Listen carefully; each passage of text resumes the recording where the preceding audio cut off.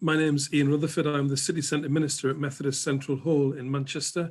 I'm Andy Burnham's Faith Sector Lead on housing and homelessness, and I'm part of the leadership team for Movement for Recovery, and very pleased to be with you all today. And I've been with my friends from Sunderland and Teesside, and as you can tell, I'm a Geordie, so I'm obviously very proud to have been part of that group as well. Let's just look at civic engagement, and I think the slides are going to come up just in a moment, and just what it is that we're going to be engaging with civic leaders about. So just coming onto the slide, these are the questions that I just think we should be asking. Who are the people to engage with? What could a framework for a call with a key civic leader look like? And can we do our homework in advance of such engagement? If we're not careful, we limit our civic engagement to the elected mayor or the council leader. And it's right that we have maybe a very key conversation with that person, but civic engagement relates to a lot more than that. And I think in this call so far, we've shown you some other places that maybe you need to be considering engaging with. So do you know who the portfolio holders are for all of the issues that are relating to recovery at the moment? And do you know which ward they are councillors in? Because you've probably got a church leader or a charity leader who knows them well. So it's important that you bear in mind that that engagement can be on that basis. What about the Director of Public Health or the chair of the Clinical Commissioning Group? What's your connection with those people? Do you know the Borough Commander or the Chief Constable in terms of the police force? Are you involved in the Chamber of Commerce? So do you have a connection with the Chief Executive Officer from that place? What about the chair of the local VCSO? These are the sort of engagements that you would want to have within the Movement for Recovery. And of course, we're also going to bear in mind that in any local authority, there are also the officers of that authority. So the Chief Executive, the Director of Children's Services, the Director of Education, Director of Adult Services, Director of Communities and Neighbourhoods. Is there a faith engagement officer that you need to be in touch with? The head of service for commissioning, the leads on housing and homelessness.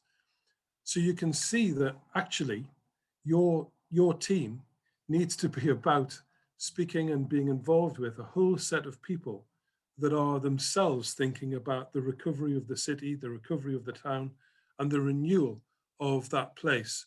And it's important to build relationships with all of those people. And even being aware of who they are is maybe a very important first starting point.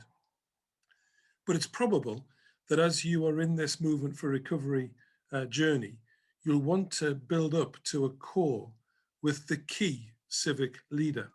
So whether that's the elected mayor or the council leader, it's important that you are ready for that call.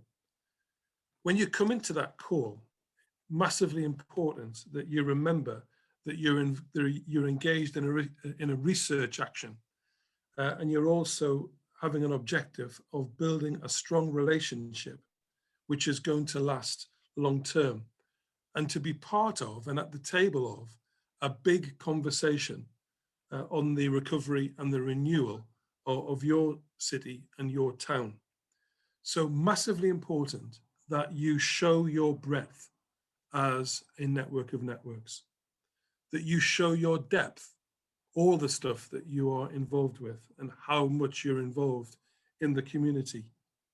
Tell the stories of the impact that you've made within this first period of COVID, and also say what you are seeing at this particular time, so that you're bringing some intelligence from your own neighborhoods as to what is actually going on the ground in your city and your town. It's really significant that you've done your homework in advance. So you've surveyed the current provision that you're providing as a set of churches and charities and other organizations, but you're also aware of what the voluntary sector are also doing and what maybe the local authority have already commissioned. But you're also aware of the priorities of the civic authority. it's likely that they will have started to write or approve a recovery strategy of their own. So massively important that you actually have a copy of that and you know what they're saying, and you're able to make some contributions of your own about that strategy and what should be in it. I think that you're making a big offer and you're making a big ask in that call with the key civic leader. What can we contribute as the church at this particular time? Can we be sure that we are commission ready if we were going to be receiving contracts to undertake some of the social action that is required in this recovery period? The big offer is to make the contribution. The big ask is maybe to say, can we meet regularly to talk about policy development, to share intelligence that we have from our communities? And I think at the end of that call, which will be obviously probably about an hour and a half, you will have made sure that the stories of what God has been doing through the church in this particular time are well and truly told. You will have indicated the intention of being in a strong relationship with that key civic leader. And you will also have shown that you understand the times, much like the sons of Issachar in the Old Testament. You understand the times and you know what it is that is to be done.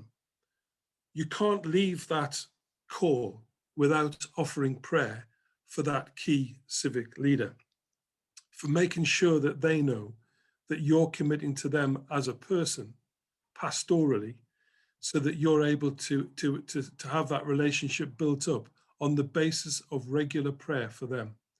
I know when I was in Doncaster in my first appointment, having the chief executive and the elected mayor say to me, I know that your network prays for us every single Wednesday morning, was a very strong thing to be able to say, because that indicated that in that relationship, there was prayer involved.